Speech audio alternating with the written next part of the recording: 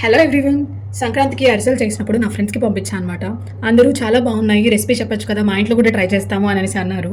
So ఇవాళ అందరి కోసం రెసిపీ చూపించేస్తాను.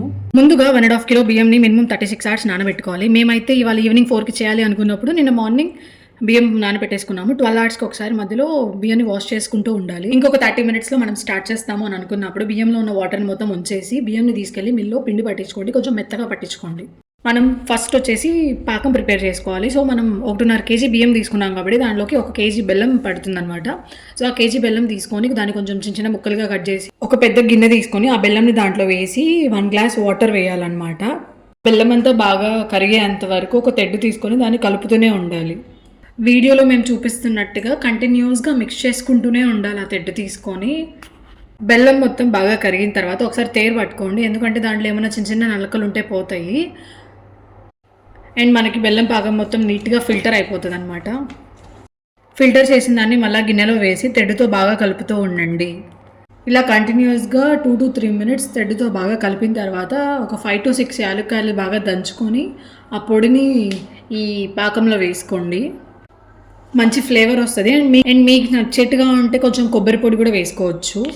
అరిసెలకి ఏంటి అంటే ఉండపాకం రావాలి. అది ఎలా టెస్ట్ చేసుకోవాలి అంటే వీడియోలో చూపిస్తున్నట్టుగా ఒక ప్లేట్లో వాటర్ తీసుకొని ఆ పాకాన్ని కొంచెం ఒక 2 డ్రాప్స్ దాంట్లో వేయండి.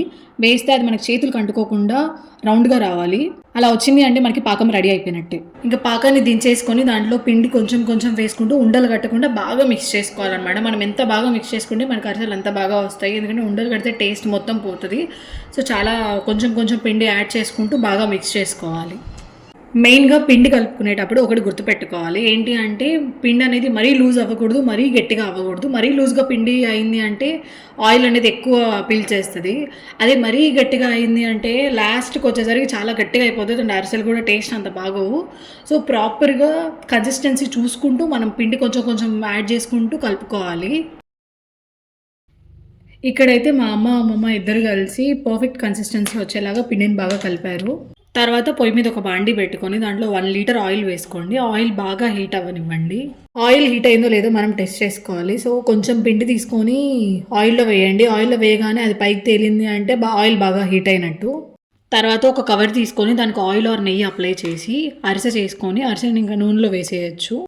అరిసె బాగా కాలిన తర్వాత అరిసె పలకలతో మరీ గట్టిగా కాకుండా అరిసెలో కొంచెం నూనె ఉండేట్టుగానే ఒత్తుకోండి. ఎందుకంటే గట్టిగా ఒత్తేసాము అంటే తర్వాత అరిసెలు చెక్కలా అయిపోతాయి, టేస్ట్ ఉండవు. ఇక్కడ మా అమ్మ అరిసెలు వేస్తూ ఉంటే మా అమ్మమ్మ అరిసెలు తీస్తూ ఉంది. ఇంతే, అరిసెలు చాలా ఈజీ అండ్ ఫాస్ట్గా అయిపోతాయి. ఒకసారి ఈ స్టైల్లో ట్రై చేయండి, కన్ఫామ్గా మీకు నచ్చుతాయి.